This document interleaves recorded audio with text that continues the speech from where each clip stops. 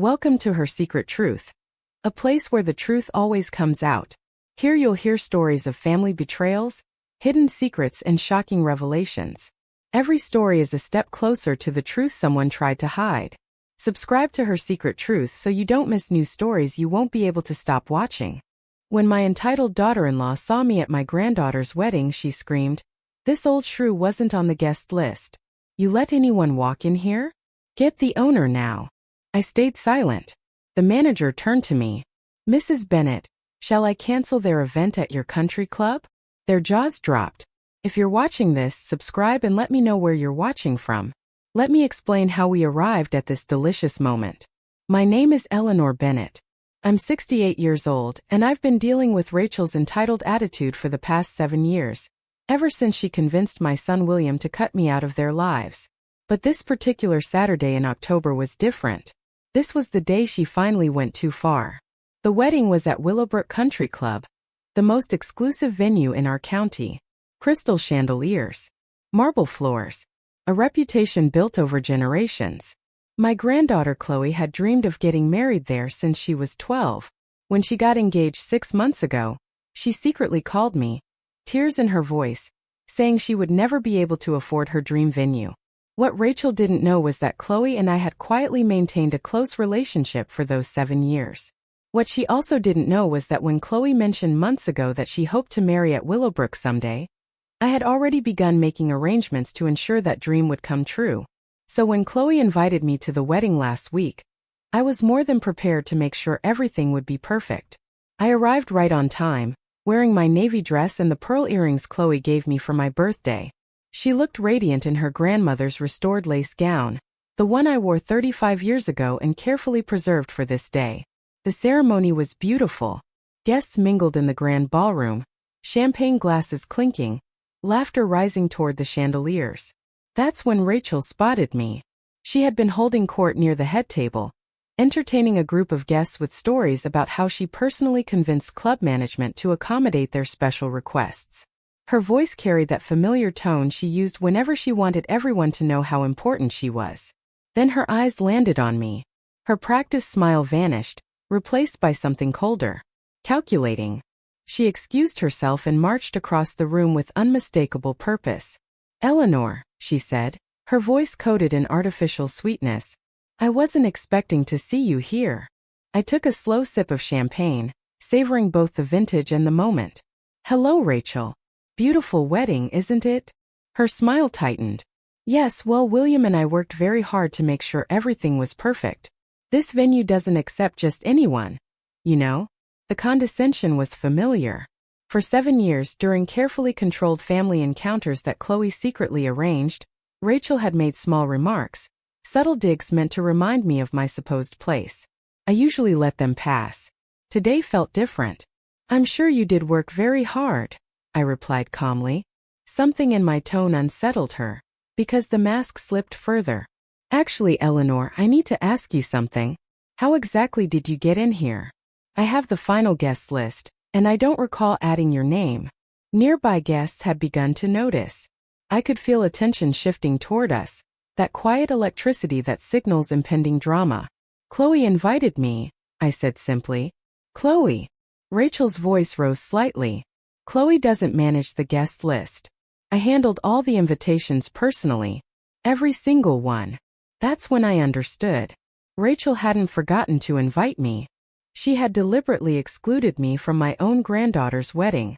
She likely never even asked Chloe whether she wanted her grandmother there. The hurt came first, sharp and unexpected, but it was quickly replaced by something else.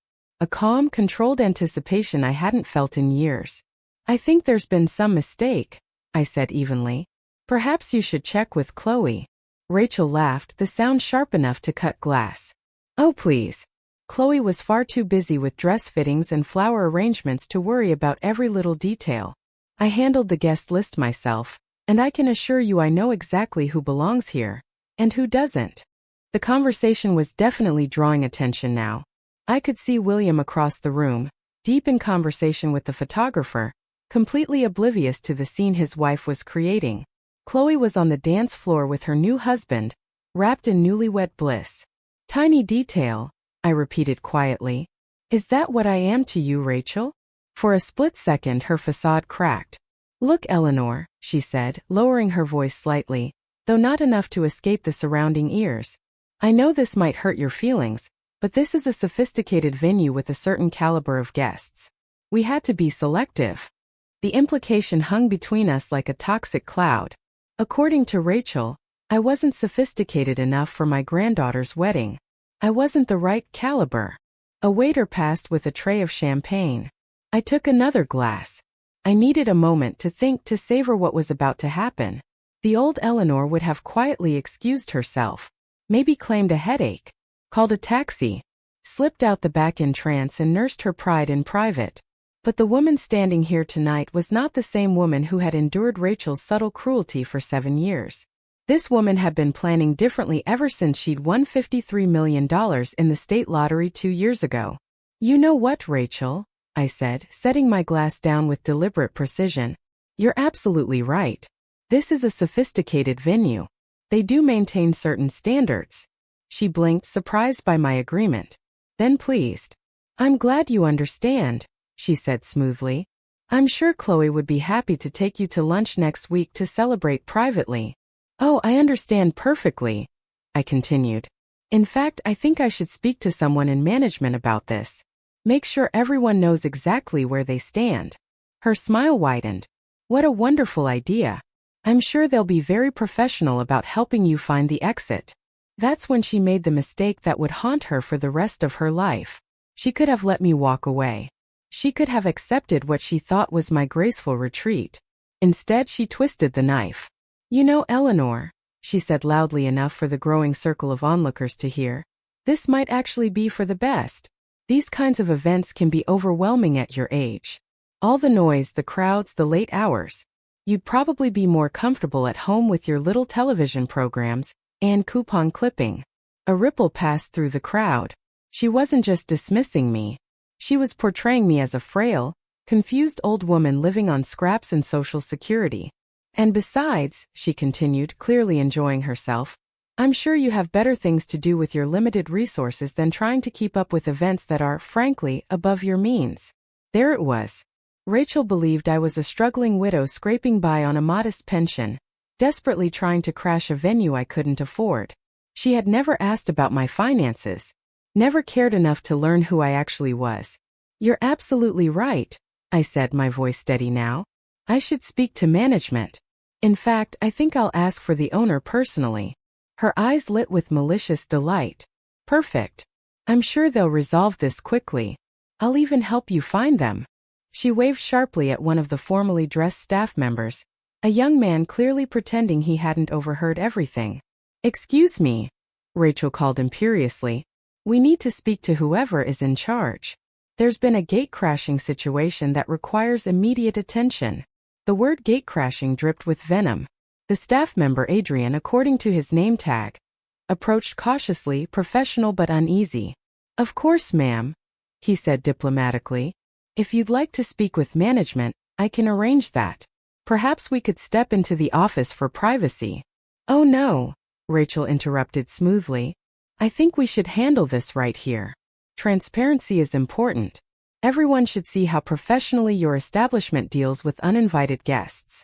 Several guests shifted uncomfortably.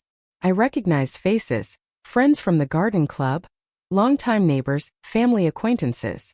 They watched the unfolding humiliation with a mixture of fascination and discomfort. William was still nowhere in sight, likely discussing golf with Chloe's new father-in-law. My granddaughter was laughing on the dance floor, blissfully unaware that her grandmother was being publicly labeled a trespasser at her own wedding. Adrian cleared his throat. Mrs. Bennett, Adrian said carefully, and I caught Rachel's sharp intake of breath at the use of my name. He clearly recognized me, but he was maintaining perfect professional discretion. Would you prefer I call Mr. Crawford directly, or would you like to wait for him to make his regular rounds?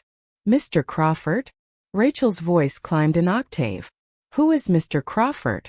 The club manager, Adrian explained, though his eyes were still on me, curious, almost respectful. He should be here shortly. He always checks on major events personally. Perfect, Rachel declared brightly. I'm sure he'll be very interested to know that uninvited guests are slipping past your security. What she failed to notice, but I absolutely did, was the subtle tightening of Adrian's jaw. His smile remained, but it had grown noticeably thinner. Rachel was overplaying her importance. In the meantime, she continued, gesturing vaguely in my direction, perhaps this person could wait somewhere less visible. We have photographers capturing the evening, and we can't have inappropriate individuals in the background of official photos. Inappropriate individuals. The phrase landed with a quiet thud. I'd been patient. I'd allowed her to continue digging. But that word inappropriate was her final shove. Not because it wounded me, because it was time. Rachel, I said evenly, are you absolutely certain you want to continue this conversation right here? Something in my tone made her hesitate. Just briefly. I saw uncertainty flicker behind her eyes. But pride is a dangerous master. I'm protecting the dignity of this event, she replied, lifting her chin. Chloe deserves her special day respected. Chloe deserves better than this, I agreed. She deserves better than watching her grandmother humiliated at her own wedding. Her grandmother was invited, Rachel snapped. You were not. That's when I saw him. William, finally disengaging from his conversation, heading toward us with a puzzled expression. He'd noticed the crowd. Mom, he called as he approached. What's going on? Rachel pivoted instantly, expression melting into injured innocence. Oh, William, thank goodness. Your mother seems confused about the guest list. I've been trying to gently explain that there must have been some misunderstanding. I studied my son's face carefully. Had he knowingly allowed this? Or had he been maneuvered? Mom, he said slowly, we haven't really spoken in 7 years? I finished quietly. Not since Rachel decided our family functioned better without me? A ripple of discomfort moved through the onlookers. William's expression shifted rapidly, confusion, guilt, and then something else. Clarity. Rachel, he said carefully, didn't we discuss inviting Mom? Her composure faltered for the first time. Well, we talked about it. You said it might be awkward. That she probably wouldn't want to come. What I said, William replied, voice steadying, was that I hoped she would want to come. I never said not to invite her. Before she could scramble for a response, Adrian stepped in smoothly. Mr. Crawford is here now, if you'd still like to speak with him. Heads turned. A distinguished man in his mid-50s approached, carrying himself with the quiet authority of someone accustomed to running very expensive operations without chaos. Rachel straightened immediately, confidence restored. Mr. Crawford, she began crisply, thank you for coming. We have a situation requiring your immediate attention. This was the moment I've been anticipating since I signed the purchase agreement for Willowbrook Country Club 13 months ago. Mr. Crawford stopped before us, expression professionally neutral. Good evening, he said. I understand there's a concern about the guest arrangements. Rachel stepped forward. Yes. This woman, she gestured toward me without looking, is claiming she has a right to be here. I personally managed every invitation. She was not included. Mr. Crawford listened without interruption. Then he turned to me. And you are? Eleanor Bennett, I replied calmly. His eyes flickered just for a second. Recognition. And something dangerously close to amusement. I see, he said carefully. And Mrs. Bennett, Mr. Crawford continued evenly, you believe you should be on the guest list for this event? I don't just believe it, I replied, meeting his eyes. I know I have every right to be here tonight. Rachel let out an incredulous scoff. Every right? What right could she possibly have? This is a private function at an exclusive venue. You can't simply walk in because you feel like attending. That is correct, Mr. Crawford said calmly. Willowbrook maintains strict policies regarding event attendance. Rachel almost beamed at what she assumed was validation. Exactly. You can see how uncomfortable this is for everyone. Perhaps security could escort her out quietly. William shifted uneasily, glancing between his wife and his mother. Rachel. Maybe we should talk about this privately before calling security. There's nothing to discuss, she snapped. She doesn't belong here. I won't let Chloe's perfect wedding be ruined by uninvited drama. Then Mr. Crawford surprised everyone. Before we take action, he said thoughtfully, I'd like clarification. Mrs. Bennet, when you say you have a right to be here, are you referring to a formal invitation, or something else? The careful wording told me he understood exactly what was unfolding, and he was giving me the floor. Something else, I answered. Rachel rolled her eyes dramatically. Oh please. What could possibly give her more authority than the paying clients? The crowd had grown thicker. I noticed Chloe's new husband whispering to her, pointing toward us. My granddaughter's expression shifted from joy to worry as she realized I was at the center of the commotion. Rachel, I said quietly, are you absolutely certain you want to continue this? For a split second, uncertainty flickered across her face, but pride overruled it. Yes. I want this handled immediately. Mr. Crawford, remove her now. Mr. Crawford scanned the room before addressing her again. Ma'am, I understand your concern for the event's integrity. However, before I make any decisions, I need to confirm something. Are you personally responsible for this evening's charges? Of course, Rachel said confidently. My husband and I guaranteed every expense, every detail. I see. And you're confident in your authority to determine who may attend? Absolutely. This is our event. Our guest list. Mr. Crawford nodded slowly, then turned to me with what I now recognized as barely concealed amusement. Mrs. Bennet, would you like to clarify your relationship to Willowbrook? This was the moment. Yes, I said, projecting my voice across the suddenly silent ballroom. I would. I paused just long enough. I own it. The silence that followed was absolute. Even the music from the jazz quartet seemed distant. Rachel blinked. You what? I own Willowbrook Country Club, I repeated louder. I purchased it last year after winning the lottery. William's face drained of color. Mom, what are you talking about? 2 years ago, I won $53 million in the state lottery. I chose not to announce it. I wanted to see who valued me for who I am, not for my bank balance. I gestured around the ballroom. When the previous owner had a heart attack and needed to sell quickly, I stepped in.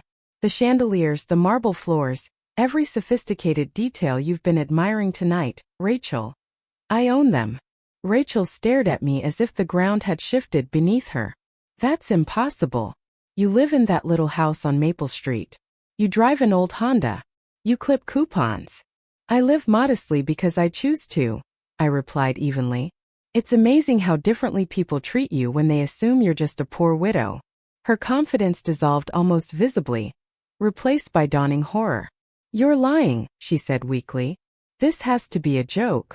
Mr. Crawford calmly removed his phone. Would you prefer I display the ownership documents, Mrs. Bennet? Or the billing information for tonight's event? The billing information will do, I said. He tapped the screen and turned it toward Rachel. As you can see, this event is billed to Bennet Holdings LLC. Mrs. Bennet has been the primary account holder since the acquisition. Rachel stared at the screen as though she couldn't comprehend it. But William arranged everything. The booking, the menu, the payments. William swallowed. When I called to reserve the venue, he said quietly, they told me the event had already been approved. They were just waiting for the final head count. That's because I authorized it, I explained calmly. When Chloe called me in tears about her dream wedding, I made sure everything would be perfect for her special day. You authorized it, Rachel repeated blankly. I also waived the standard facility fee, upgraded the catering package, and personally selected the vintage champagne you've all been enjoying tonight. Each sentence seemed to hit her harder than the last. Her mouth opened and closed, but no words came out. William looked stricken. Mom, why didn't you tell us? I wanted Chloe to believe her parents had made this magical day happen, I said. I thought it would mean more if she believed you had moved heaven and earth for her. The crowd shifted, sensing the moment was building. Chloe and her new husband had drawn closer. Chloe's face was pale as understanding dawned. Grandma, she asked softly, what's happening? Before I could respond, Rachel found her voice again. This is ridiculous. Even if you do own this place, that doesn't give you the right to crash our private event. The audacity was almost impressive. Even faced with proof, she was doubling down. Our private event, I repeated. Rachel, would you like to know what tonight is actually costing? I already know, she snapped. We're paying for it. Actually, you're not. Your portion covers the basic rental of the ballroom. I'm covering everything else, the upgraded catering, the premium bar, the enhanced floral arrangements, the additional staff, the extended hours. A murmur rippled outward. Your contribution accounts for about 18% of the total. William's face drained of color. How much are we talking about, Mom? The final bill is approximately $47,000, I said evenly. Your share is $8,500. I'm covering the remaining $38,500 as a gift to Chloe. The number seemed to hang in the air. Rachel shook her head. No, that's not right. We budgeted $15,000. The manager said that covered everything. Mr. Crawford explained that $8,500 covered the base rental, I corrected. There may have been some misunderstanding about what everything included. Mr. Crawford stepped forward. When Mr. Bennett made the reservation, I informed him that Mrs. Bennett had already authorized enhanced services for her granddaughter's wedding. The pricing quoted reflected only the balance not covered by Mrs. Bennett's account. But we thought, William began, then stopped as the realization fully settled in.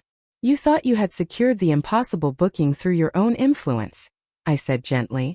And I let you think that because I wanted Chloe to be proud of you. Chloe was crying now. Grandma, I'm so sorry.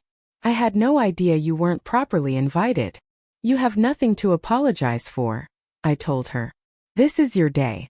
Nothing that's happened here changes that. But Rachel still refused to yield. Fine, she said sharply. So you own the place. That doesn't change the fact that you weren't invited. This is still our family event, and we decide who attends. A murmur moved through the guests. The implication was clear. She believed paying for a portion of an event gave her authority over the owner. Mr. Crawford looked genuinely concerned. Ma'am, he said carefully, that's not exactly how venue agreements function. Actually, I said thoughtfully, she raises an interesting point. Rachel stiffened. She believes that paying for an event gives her absolute authority over the guest list, even if that means excluding family members. I let my gaze travel slowly across the crowd, making sure every curious face was following. So let me ask you this, Rachel. If paying for an event gives someone the right to control the guest list, and I'm paying for 82% of tonight's costs, what exactly does that mean for your authority? The realization hit her like a freight train. If payment determined control, then her $8,000 contribution translated to exactly 18% influence over tonight's decisions. And 18% was nowhere near enough to override the person covering the other 82. That's not, you can't, she stammered, finally recognizing that her own argument had just dismantled her position. Can't what? I asked calmly. Can't attend an event I'm funding at a venue I own? I genuinely love to understand the logic. William stepped forward, cheeks flushed. Mom, I think there's been a massive misunderstanding. Rachel, maybe we should. No, Rachel cut him off sharply, her voice rising high enough to guarantee a permanent place on someone's wedding video. I don't care who owns what or who paid for what. She wasn't invited, and that's the end of it. The irony was almost unbearable. Moments ago, ownership and payment had been everything. Now they were suddenly irrelevant. You know what? I said, taking out my phone. You've turned this into such an interesting legal question that I think we should consult an expert. I scrolled through my contacts and tapped a familiar name. Gerald? Yes, it's Eleanor. I'm sorry to interrupt your Saturday evening, but I have a fascinating contract law scenario for you. Gerald Whitman had been my attorney for 20 years. As one of the most respected contract lawyers in the state, he would find this intellectually irresistible. I'm at a venue I own, I continued clearly enough for the surrounding guests to hear. For an event I'm funding at 82%. Another party contributing 18% is claiming that gives her authority to exclude me from attendance. Could you clarify the legal standing of that position? I could hear Gerald laugh softly. Eleanor, please tell me you're not litigating at a social event. Technically, it's Chloe's wedding, I replied. And it's becoming quite educational. Put me on speaker, he said immediately. I have to hear this. I obliged. Good evening, Gerald's voice echoed across the ballroom. Gerald Whitman, counsel for Mrs. Bennet. Would someone care to outline the issue? Rachel looked as though she might faint, but pride held her upright. Mr. Whitman, I'm Rachel Bennet. My husband and I paid for this event, and we have the right to control the guest list. This woman, she gestured toward me with unmistakable disdain, was not invited. I see, Gerald replied evenly. And Mrs. Bennet? I own the venue and am covering 82% of the total cost. Rachel is asserting that her 18% contribution gives her authority to exclude me. The silence that followed was so complete I could hear the faint tapping of Gerald's keyboard. Finally he spoke. In my professional opinion, Mrs. Rachel Bennett's position is not only legally baseless but potentially actionable. Attempting to exclude the property owner from an event held on her commercial premises, particularly one she is financing, could expose her to claims of harassment, interference with business operations, and possibly trespass. A ripple of shocked murmurs moved through the crowd. Rachel's face shifted from red to white to a distinctly unhealthy shade of green. However, Gerald added dryly, I would strongly recommend resolving this diplomatically. Litigation rarely enhances wedding receptions. Thank you, Gerald, I said pleasantly. That clarifies matters beautifully. I ended the call and surveyed the room. Chloe was still crying, though now she looked more relieved than distressed. William appeared to be reconsidering the last 7 years of his life, and Rachel looked like a woman calculating the shortest distance to the nearest exit. So, I said conversationally, smoothing my dress, where were we? Now that we've established the legal framework, perhaps we can move forward with the evening. But I wasn't quite finished with Rachel yet. 7 years of being treated like an unwanted burden had built up a substantial debt of justice, and tonight seemed like an excellent time to collect. Rachel, I said, my voice steady but unmistakably firm, before we continue with the festivities, I think we should address a few things. She looked at me like someone who had just realized there were no exits. First, I'd like you to apologize to Chloe for creating this scene at her wedding. Grandma, you don't have to, Chloe began. Yes, I do, I said. Your mother chose to turn your reception into a public spectacle, rather than handle a simple misunderstanding with grace. That was selfish. And it was cruel. Rachel's mouth opened, but nothing came out. Second, I continued, you owe every guest here an apology for subjecting them to this embarrassing display instead of quietly clarifying what you thought was a problem. The crowd remained completely still, watching. And third, I said, my tone lowering slightly, you owe me an apology for 7 years of treating me like an inconvenience instead of recognizing that I've been quietly supporting your family in more ways than you ever bothered to notice. That's when she finally found her voice. I don't owe you anything, she hissed. Rich or poor, you're still a meddling old woman who can't accept that your son has a new family now. The gasp from the crowd was sharp and unmistakable.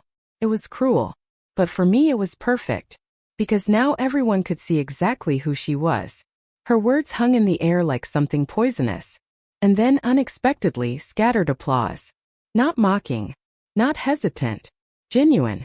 Apparently, I wasn't the only one who had grown tired of her behavior. Well, I said calmly, that certainly clarifies your position. I folded my hands lightly. And you're absolutely right about one thing, Rachel. I am a meddling old woman. Her expression shifted from defiance to confusion. I've been meddling in your life for the past 2 years, I continued. And you never even noticed. What are you talking about? She demanded. I'm talking about the $42,000 I've quietly transferred into your joint account since I won the lottery. William's face drained of color. Mom, what transfers? The ones listed on your bank statements as portfolio returns and dividend payments, I replied evenly. Rachel, didn't you ever wonder why your investments performed so remarkably well during economic uncertainty? I could see the calculations happening behind her eyes. Every time William mentioned you were tight on money, I continued, every time he worried about making ends meet, I made deposits through my investment firm so my son wouldn't stress about finances. William looked like he might actually sit down on the ballroom floor. And I also meddled by paying off Chloe's student loans when you were struggling with the house payment. You know, I added gently, the house that was $30,000 over your budget. The one that was such a smart investment. Chloe gasped. Grandma, you paid my loans? Every penny, I said softly. After I won the lottery, I created an anonymous loan forgiveness program that just happened to select you. Your parents believed you'd been chosen for a merit-based opportunity. Chloe's eyes filled again, but this time it wasn't embarrassment. It was understanding. And Rachel, for the first time all evening, had absolutely nothing left to say. I may have encouraged that misconception. Rachel was scanning the room now, panic replacing pride as she realized this wasn't just about tonight. It was about 2 years of carefully buried truths surfacing in the most public way possible. And I meddled, I continued evenly, by co-signing William's business expansion loan when the bank required additional collateral. William blinked at me. You know, I added, the expansion that doubled your income and allowed you to leave your job to focus on personal enrichment. A few guests shifted. The phrase landed exactly as intended. Everyone knew what that meant. Yoga retreats and wine tastings while William worked 60-hour weeks. But my most significant meddling, I went on, was covering your country club membership after your application was initially declined. Rachel went pale. Declined? William whispered. Oh yes. The membership committee had concerns about certain references. Apparently, there were stories about behavior at previous social events. I wrote a personal recommendation and paid the initiation fees myself. The room tightened. All because I wanted my son's wife to feel welcomed in this community. Several club members exchanged looks. You're lying, Rachel said, but the conviction was gone. Mr. Crawford, I called calmly, would you confirm when the Bennett family membership fees were last paid? He checked his phone. Paid through 2026. Prepaid by Bennett Holdings LLC in January. A visible ripple passed through the crowd. So, I said softly, even your cherished membership, the one you've referenced all evening, was funded by the meddling old woman you just insulted. That was when she snapped. Fine, she screamed, loud enough to halt the band mid-song. You want to play money games? Let's see how you feel when William chooses between his manipulative mother and his wife. She grabbed his arm. We're leaving. And if you ever want to see your grandchildren again, you'll stop this humiliation right now. William resisted, torn between us. Rachel, please. No, she shrieked. Choose William. Your wife and children or her. The ultimatum hung in the air like a detonator. 100 witnesses. At Chloe's wedding, Chloe was openly crying. The waitstaff stood frozen. No one moved. William stood in the middle, stricken. I almost pitied him. Almost. Well, Rachel demanded, voice sharp with hysteria. Are you going to let your mother manipulate us? Or are you standing with your wife? Before he could answer, I stepped forward. Actually, Rachel, I said evenly, since you're so fond of ultimatums, allow me to offer one. Her eyes widened, but she didn't retreat. You have 2 choices, I continued, my voice carrying clearly across the silent ballroom. You can apologize to Chloe, to our guests, and to me. Thank me for supporting your family these past 2 years. And we can finish this wedding with dignity. I paused.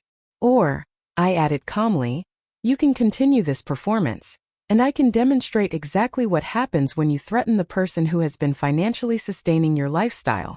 The silence that followed was absolute. For the first time all evening, Rachel looked uncertain. And for the first time in 7 years, she was not the one controlling the room. What's that supposed to mean? Rachel snapped. I pulled out my phone again and opened my banking app. It means I can cancel every automatic transfer, every account subsidy, and every financial arrangement I've made on your behalf tonight. Right now. While everyone watches. William's face shifted from pale to gray. Mom, please. Oh, I'm not finished, I continued calmly. I can also contact the mortgage company on Monday and inform them that the co-signer would like to review the terms of her guarantee.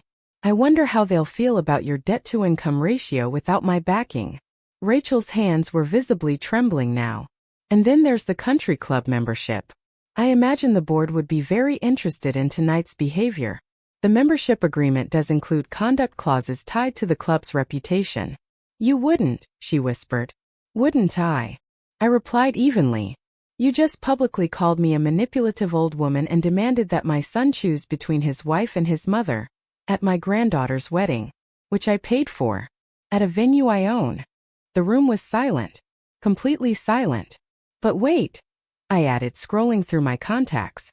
There's also Dr. Langford, William's business partner. Rachel's expression faltered.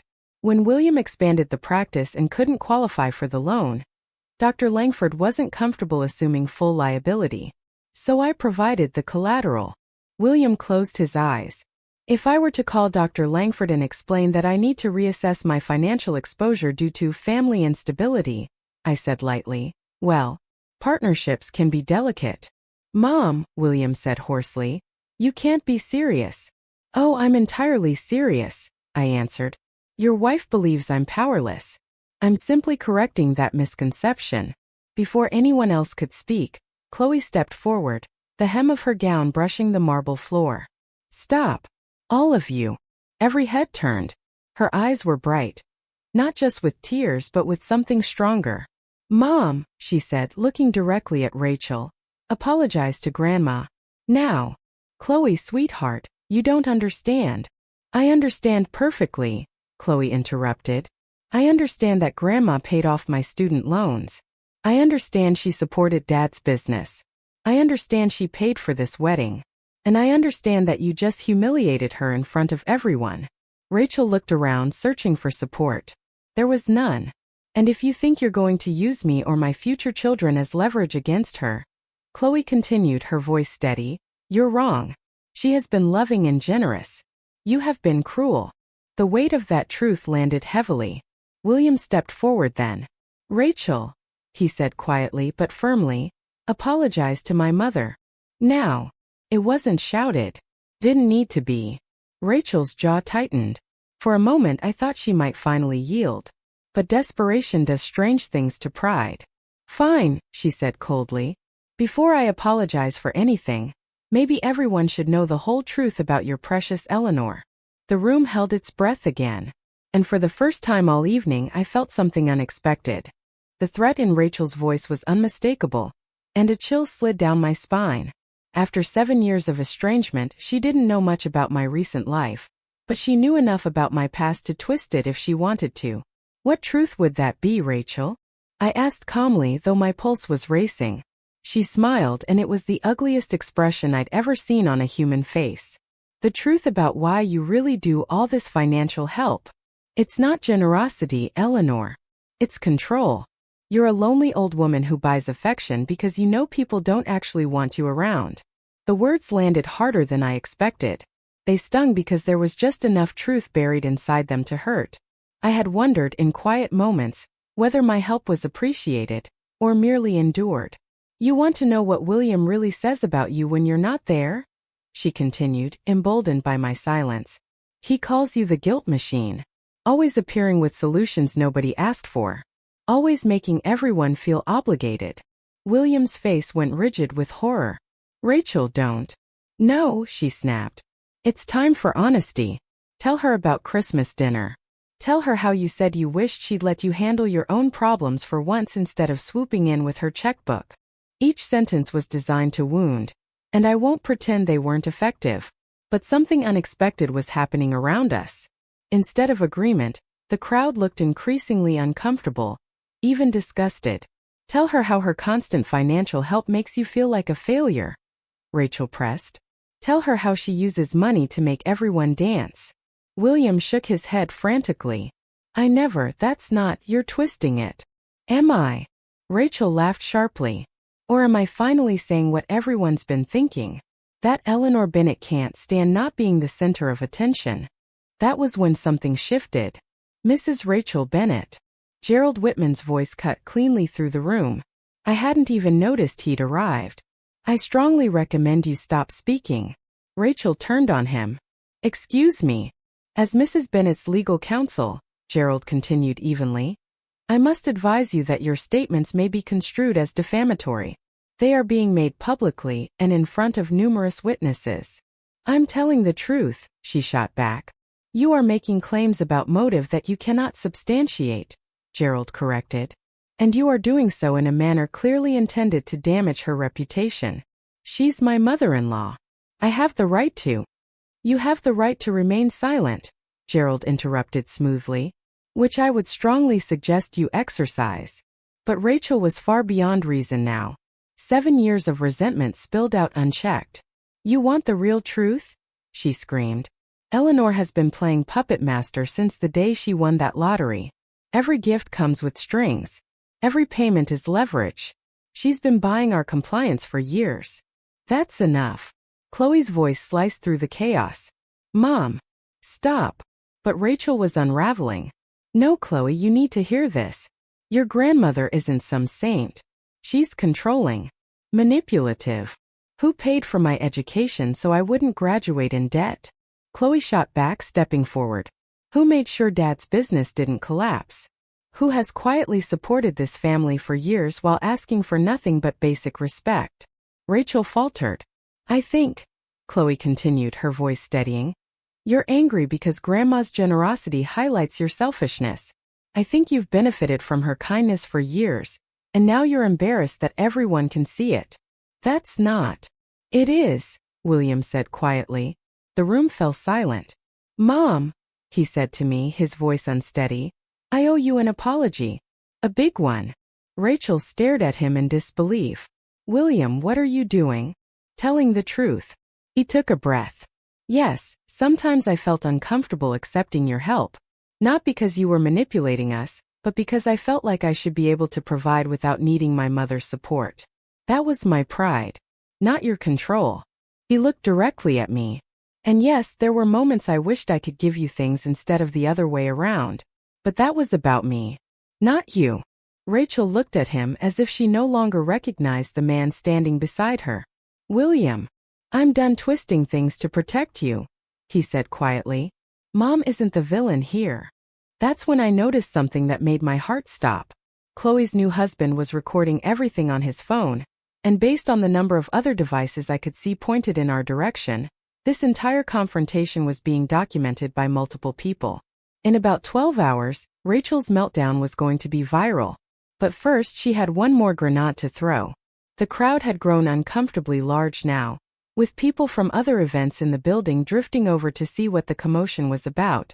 The jazz quartet had given up all pretense of playing background music and was openly watching the drama unfold. Rachel stood in the center of it all.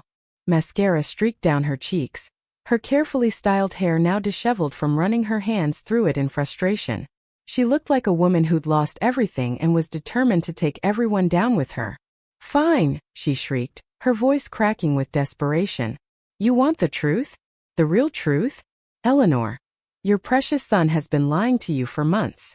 Chloe moved closer to her new husband, who immediately put a protective arm around her. Whatever was coming, they both sensed it was going to be bad. What are you talking about, Rachel? I asked, though I had a sinking feeling I didn't want to know. I'm talking about the phone calls, she said, her eyes wild with malicious glee. The secret meetings, the lies about where he's been spending his evenings. William's face went completely white. Rachel, what are you doing? I'm telling your mother that her precious son has been having an affair. She screamed loud enough to be heard in the parking lot. The gasp from the crowd was audible. Chloe made a sound like she'd been punched in the stomach, and her new husband looked like he was ready to physically remove Rachel from the premises. That's not true, William said, but his voice lacked conviction. Isn't it? Rachel spun to face him, tears streaming down her face. Then explain the late nights at the office with Lily. Explain the phone calls you take in the garage. Explain the receipts I found for dinners at restaurants we've never been to together. The accusations hung in the air like poisonous smoke. I could see guests pulling out their phones, probably texting friends about the scandal they were witnessing. Rachel, William said quietly. You don't know what you're talking about, don't I? She laughed. But there was no humor in it. I've been living with this for months, William. Pretending I didn't notice. Pretending I didn't care. But I'm done pretending. That's when Dr. Langford stepped forward from the crowd. I hadn't noticed him arrive, but he'd apparently been watching this disaster unfold from the sidelines. Actually, William, he said clearly, I think I can clarify this situation. All eyes turned to him, and I could see Rachel's triumphant expression begin to waver. "Mrs. Bennet," Dr. Langford said, addressing Rachel directly, "you're absolutely right about William meeting with Lily. They have been having secret conversations and making plans behind your back." Rachel's face lit up with vindication. But Dr. Langford wasn't finished. "However, those meetings weren't about an affair. They were about planning a surprise party for your 10th wedding anniversary next month. Lily was helping William coordinate with the travel agent because her sister works for the company you used for your honeymoon." The silence that followed was so complete you could have heard a pin drop in the next county. "A surprise party?"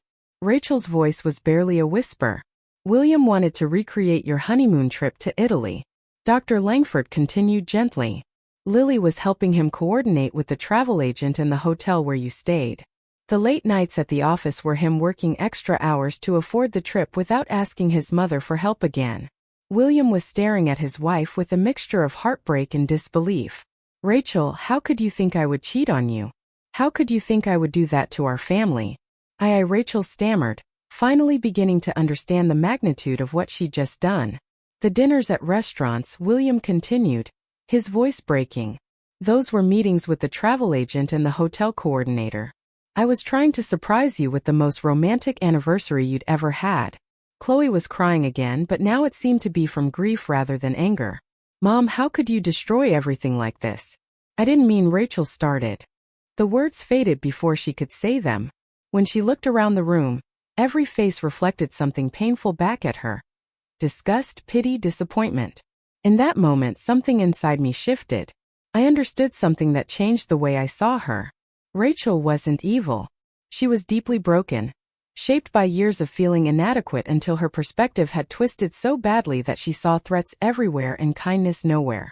Still, understanding her pain didn't erase what she had just done to my family. Quietly, I told her she needed help. Real help, therapy, counseling. Something that could help her face whatever had made her so unhappy that she would rather destroy her own family than accept love from someone who cared about her. She looked at me with red, swollen eyes, confused and vulnerable, as if she didn't know how to respond. The ballroom had fallen almost completely silent, filled only by the soft sound of Rachel's sobbing. Guests were slowly drifting away, no doubt already planning to tell others about the most dramatic wedding reception they had ever witnessed. Chloe stood at the center of it all, still stunning in her grandmother's lace dress, yet the tears in her eyes had nothing to do with happiness. Her wedding day had been overshadowed by her mother's paranoia and cruelty, and everyone present knew it. At last, Rachel apologized. Her voice shook as she said she was sorry for tonight, sorry for the past 7 years, and sorry for being too proud and insecure to understand what I had been trying to do for the family. I told her I accepted her apology, but I made it clear that apologies alone were not enough. She needed to do the difficult work of understanding why she had been so unhappy, and why she had taken it out on people who loved her. She nodded through fresh tears and promised that she would try. William stepped toward her carefully, almost cautiously, like someone approaching a wounded animal. He said they needed to talk seriously about everything about their marriage, about getting help. Rachel admitted she had made mistakes, that she had been difficult, and that she had felt as if everyone else was moving forward without her, like she no longer mattered. Then Chloe surprised everyone. She walked over and embraced her mother, speaking softly but firmly, reminding her that she mattered, to her father, and even to her grandmother despite everything that had happened. But she also told her that she had to stop pushing away the people who were trying to love her. Watching them, I felt torn. Part of me felt proud of Chloe for showing such grace under pressure, while another part worried that Rachel might mistake forgiveness for permission to continue behaving the same way. Then Chloe turned toward the remaining guests and addressed them, her voice clear and steady across the room. She thanked everyone for coming to celebrate her marriage to Nathan. The evening, she admitted, had not gone as planned, but it had taught her something important about family. She looked at me with such warmth and gratitude that my heart swelled. She said family was not about who paid for what or who owed whom, but about showing up for one another when things became hard. She reminded everyone that her grandmother had been showing up for the family for years, even when it wasn't deserved. The remaining guests began to applaud, and I felt tears gather in my eyes. With a faint smile, Chloe added that despite everything, she could not be happier to be married to Nathan, and could not be more grateful to have a grandmother who showed her what real love looked like. As the evening settled and guests began to leave, Rachel came to me one last time. She said softly that she didn't expect forgiveness and wasn't even sure she deserved it, but she wanted me to know she was going to get real help and do whatever it took to make things right with the family.